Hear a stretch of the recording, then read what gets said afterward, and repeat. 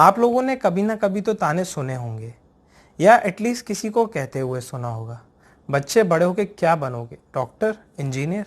और अगर वो गलती से बोल दे मैं म्यूजिशियन बनूंगा, मैं फुटबॉलर बनूंगा, क्रिकेटर बनूंगा या मैं आर्टिस्ट बनूंगा, तो मतलब उसका कैरियर बर्बाद। देखो वो कितना बदसूरत दिखता है, देखो वो कितनी मोटी है, उसको कोई पसंद करेगा। बेटा कितनी पतली हो, कुछ खाती क्यों नहीं। सिगरेट और शराब के सिवा जिंदगी में तुम्हारे और कुछ है। तुम ना जिंदगी में कुछ नहीं कर सकते। पढ़ लो बेटा वरना शादी नहीं होगी। थोड़ा इनको सिंप्लीफाई करूं कुछ बीमारियों की कैटेगरी में, तो जैसे कि depression, stress, anxiety, addiction, anorexia nervosa, bulimia nervosa etcetera जैसी बीमारियां, जो कि सिवियर केसेस में सुसाइडल टेंडेंसी में डेवलप हो सकती है। मैं डॉक्टर अभिषेक मिश्रा आज इन्हीं बीमारियों के बारे में आप लोगों को बताने की कोशिश करूंगा। सबसे पहले एक छोटी सी बात मैं आप लोगों के साथ शेयर करना चाहूंगा जॉन लेनन की।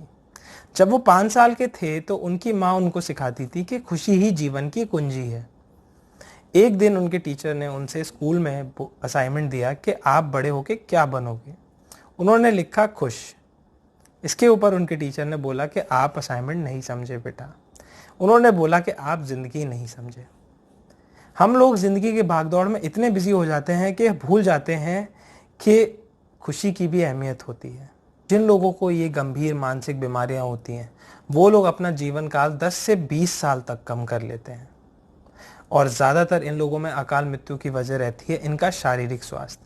दुनिया में हर 4 में से एक इंसान कभी ना कभी अपनी ज़िंदगी में किसी ना किसी मेंटल या न्यूरोलॉजिकल डिसीज से सफ़र करता है, और लगभग 45 करोड़ ऐसे लोग हैं जो अभी इन सब बीमारियों से जूझ रहे हैं, placing mental disorder among the leading cause of ill health and disability. इसके ट्रीटमेंट अवेलेबल हैं, बट लगभग 2/3 लोग या तो ट्रीटमेंट लेने से डरते हैं या ट्रीटमेंट उन्हें मिल नहीं पाता। क्यों? क्योंकि सोसाइटी में इसका कलंक है, इन लोगों के साथ भेदभाव होता है या इन लोगों की उपेक्षा होती है। जहाँ पे ट्रीटमेंट अवेलेबल होने के बावजूद भी इन लोगों को कोई समझ नहीं रहा, ऐसी सोसाइटी को हम कैसे चेंज करें। जहाँ पे उपेक्षा है वहाँ पे थोड़ी या बिल्कुल भी समझ नहीं, और जहाँ समझ नहीं वहाँ उपेक्षा। साइकियाट्रिस्ट की डेफिनेशन ही होती है पागलों का डॉक्टर। कैसे नहीं इंसान कतराएगा जब उसके माइंड में एक गलत इमेज बनी हुई है एक डॉक्टर की। लोग पागल नहीं होते, लोग बीमार होते हैं, और लगभग हर बीमारी का इलाज पॉसिबल है। हर 40 सेकंड में कोई ना कोई सुसाइड से अपनी ज़िंदगी गंवा देता है।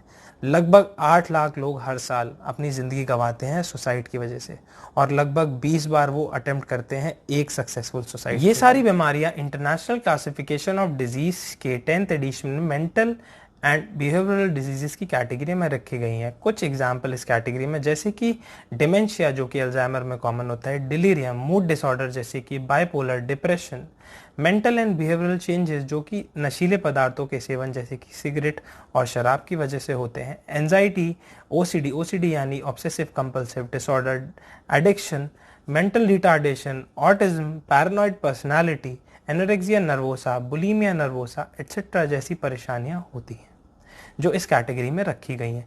एनोरेक्सिया नर्वोसा, बुलिमिया नर्वोसा बिल्कुल एक दूसरे के ऑपोजिट होते हैं। एनोरेक्सिया नर्वोसा को सिंपली बताऊं तो जैसे कि इंसान को खाना खाने से ही डर लगने लगता है, वो लगभग खाना बिल्कुल क्विट कर देता है। अब धीमे धीमे उसकी बॉडी के कार्बोहाइड्रेट रिजर्व खत्म होते हैं, फिर फैट्स खत्म होते हैं, फिर प्रोटीन, और सिंपली बोलूं तो उसका शरीर अपने आप को ही खाने लगता है। बुलिमिया नर्वोसा बिल्कुल इसका उल्टा होता है। बुलिमिया नर्वोसा में इंसान को बहुत ज़्यादा खाने के अर्जेस होते हैं। वो हल्की सी कंडीशन आई स्ट्रेसफुल तो वो खाना खाने लगता है। अब इतना ज़्यादा वो ओवर ईट करता है, उसको कंपनसेट करने के लिए वो बहुत ज़्यादा एक्सरसाइज करेगा, या वो मैकेनिकली उल्टियाँ इंड्यूस करेगा, या लैक्सेटिव लेगा जो कि उसके शरीर के लिए बहुत हानिकारक है। ये बहुत ही बड़ा टॉपिक है और इसको समझाना बहुत ही मुश्किल।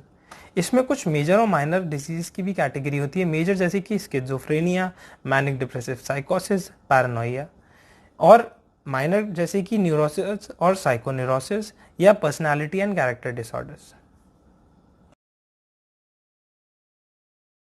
अब हम एक बहुत ही कॉमन परेशानी के बारे में बात करते हैं, और शायद कोविड-19 की वजह से आप लोग भी इस परेशानी से जूझ रहे हों, डिप्रेशन।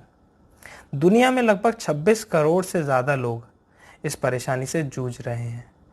इस परेशानी में इंसान को कुछ भी करने का मन नहीं करता, वो हमेशा दुखी रहता है, उसका कंसंट्रेशन लगभग ख़त्म हो जाता है, उसको नींद नहीं आती, भूख नहीं लगती है, हमेशा थका हुआ सा फील करता है। और ये जो परेशानी रहती है वो या तो कुछ समय के लिए रह सकती है या बहुत समय तक आपके साथ रह सकती है।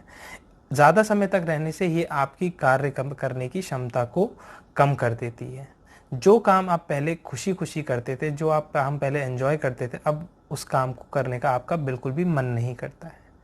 इसके ट्रीटमेंट अवेलेबल हैं, दोनों तरीके के ट्रीटमेंट, थेरेपीज अवेलेबल हैं, इसकी मेडिसिन अवेलेबल हैं, बट लोगों को शर्म आती है या इन लोगों को दबा दिया जाता है और वो इसी वजह से किसी साइकियाट्रिस्ट को या किसी काउंसलर को या किसी साइकोलॉजिस्ट को कंसल्ट करने से डरने लगते हैं।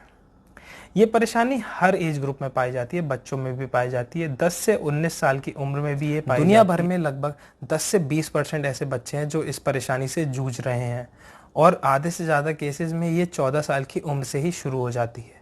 अगर इस पे ध्यान नहीं दिया जाए तो बच्चों की ग्रोथ, डेवलपमेंट और एजुकेशन पे बहुत असर पड़ता है। माओं के साथ भी ये बहुत बड़ी परेशानी है। दुनिया भर में लगभग 10% प्रेग्नेंट औरतों के साथ और लगभग 13% उन औरतों के साथ जिन्होंने अभी बच्चों को जन्म दिया है। यही परसेंटेज डेवलपिंग कंट्रीज में और ज़्यादा है, 15.6% प्रेग्नेंट औरतों के साथ और लगभग 19.8% उनके साथ जिन्होंने अभी बच्चों को जन्म दिया है। सीवियर केसेस में माँ सुसाइड भी कर लेती हैं। इससे बच्चे के फ्यूचर पे बहुत असर पड़ता है। 60 साल से ज़्यादा उम्र के बुजुर्गों में भी ये परेशानियां बहुत ज़्यादा पाई जाती हैं। सबसे कॉमन मेंटल और न्यूरोलॉजिकल डिसऑर्डर बुजुर्गों में डिमेंशिया और डिप्रेशन होता है। डिमेंशिया एक ऐसी कंडीशन है जो धीमे धीमे उनमें बढ़ती जाती है। इसमें उनकी सोचने की क्षमता, याद रखने की क्षमता बहुत ज़्यादा कम हो जाती है। जो routine activity, day to day activities वो करते हैं और उनका व्यवहार, उसमें भी बहुत ज़्यादा फ़र्क आता है। ये ज़्यादातर बुजुर्गों को ही अफेक्ट करती है। साथ ही में बुजुर्गों के और भी बहुत सारे सेनाइल चेंजेस आते हैं। उनकी मांसपेशियां, उनकी मसल्स कमज़ोर होने लगती हैं, उनका दिमाग श्रिंक होने लगता है, उनको कहीं ना कहीं दर्द होता ही रहता है, जिसके लिए उनको केयर की बहुत ज़्यादा ज़रूरत होती है। ये सारे इवेंट जो उनकी लाइफ में आते हैं वो उनकी मेंटल हेल्थ के साथ उनकी फिजिकल हेल्थ दोनों को पे असर डालते हैं। और क्योंकि उनकी रिटायरमेंट हो गई होती है तो उनके सोशो इकोनॉमिक स्टेटस पे भी बहुत फ़र्क पड़ता है। उनके बच्चे उनको छोड़ देते हैं, इतने सारे फैक्टर्स ऐड हो जाते हैं कि उनको डिप्रेशन होने की चांसेस बहुत ज़्यादा बढ़ जाती हैं। ये उनकी शारीरिक स्वास्थ्य पे भी बहुत ज़्यादा असर डालती हैं। एक हेल्दी बुजुर्ग जिसको कोई भी परेशानी नहीं है, वहीं पे एक ऐसा बुजुर्ग जिसको दिल की परेशानी है, उसको डिप्रेशन होने की चांसेस बहुत ज़्यादा बढ़ जाती हैं। और आउटकम ये रहता है कि अगर उस चीज़ को ट्रीट नहीं करें तो वो और ज़्यादा उसकी सेहत को ख़राब करने लगती है। अब इन सब को मैनेज कैसे करें, इनका इलाज क्या है? तो सबसे किफ़ायती और सबसे बढ़िया इलाज ये है कि आप अपना लाइफस्टाइल सुधारें, अपनी डाइट सुधारें और सिडेंटरी लाइफस्टाइल को बदलें, एक एक्टिव लाइफस्टाइल में आएँ। फिजिकल एक्टिविटी बढ़ाएं, सिंपल भाषा में एक्सरसाइज करें और कोई भी नशीला पदार्थ हो, शराब, गुटखा, उससे बिल्कुल दूर रहें। और जहाँ पे भी ज़रूरत हो किसी साइकोलॉजिस्ट के, किसी साइकियाट्रिस्ट को तो बेझिझक दिखाइए।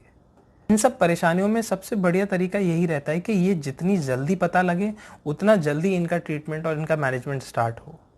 अपनी शारीरिक और मानसिक स्वास्थ्य का सबसे ज़्यादा ध्यान रखें। क्यों? क्योंकि अगर आपको कोई भी शारीरिक बीमारी है तो उसका उसी वक्त इलाज करें, वरना वो आपके मानसिकता पे भी फर्क डालेगी, वो आपके मानसिक स्वास्थ्य को भी खराब करेगी।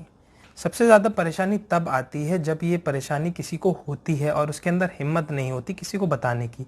तो अगर आप लोगों के नज़र के सामने ऐसा कोई इंसान आता है तो उसको समझाइए, उसको काउंसिल करिए, उसको मोटिवेट करिए कि वो किसी से मदद सीख करे, किसी साइकोलॉजिस्ट के पास जाए या किसी साइकियाट्रिस्ट के पास जाए, अपनी परेशानी का हल ढूंढे। क्यों? क्योंकि जब परेशानी जितनी ज़्यादा बढ़ती जाएगी उतना ज़्यादा वो उसके मानसिक स्वास्थ्य को तो ख़राब करेगी, साथ में उसके शारीरिक स्वास्थ्य को भी ख़राब करेगी। सबसे ज़्यादा इन जगहों पे बुज़ुर्गों को सपोर्ट की ज़रूरत होती है, तो उनकी बिल्कुल मदद करिए, उनको जितना सपोर्ट हो सकता है उतना सपोर्ट करिए। इंडिया में बहुत सारे ऐसे प्रोग्राम्स हैं जो इन सब चीज़ों पे ध्यान रखते हैं, जैसे कि नेशनल मेंटल हेल्थ प्रोग्राम। और कोविड-19 को कैसे भूल सकते हैं। आप लोग परेशान होंगे, आप लोग घबराए होंगे, जो बिल्कुल नॉर्मल रिस्पॉन्स है एक ऐसी परेशानी के लिए जो हमारी आंखों के सामने है, जिसके बारे में हम ना ज़्यादा कुछ जानते हैं, ना ज़्यादा कुछ कर सकते हैं। और साथ ही में एक डर और है हमारे दिमाग में कि कहीं हमें ना कोविड-19 हो जाए। तो इस सिचुएशन में हमें बहुत ज़्यादा अपनी मेंटल हेल्थ का भी, अपनी फिजिकल हेल्थ का भी बहुत ध्यान रखना है। और साथ ही में आपने अपने परिवार का भी ध्यान रखना है इस सिचुएशन में। और इतनी सारी परेशानियों के बीच में भी आपको एक चीज़ बहुत इंपॉर्टेंट ध्यान रखना है कि कभी भी परेशान हो तो रुक के गहरी सांस लीजिए। और अगर कोई परेशानी है तो उसका हल ज़रूर होगा, तो उसके लिए परेशान मत होइए, उसका हल ढूंढिए। और अगर हल नहीं है तो आपके परेशान होने से क्या उसका हल निकल आएगा। अगर कंटेंट अच्छा लगा तो प्लीज़ सपोर्ट करिए, लाइक, सब्सक्राइब एंड शेयर। फिर मिलते हैं।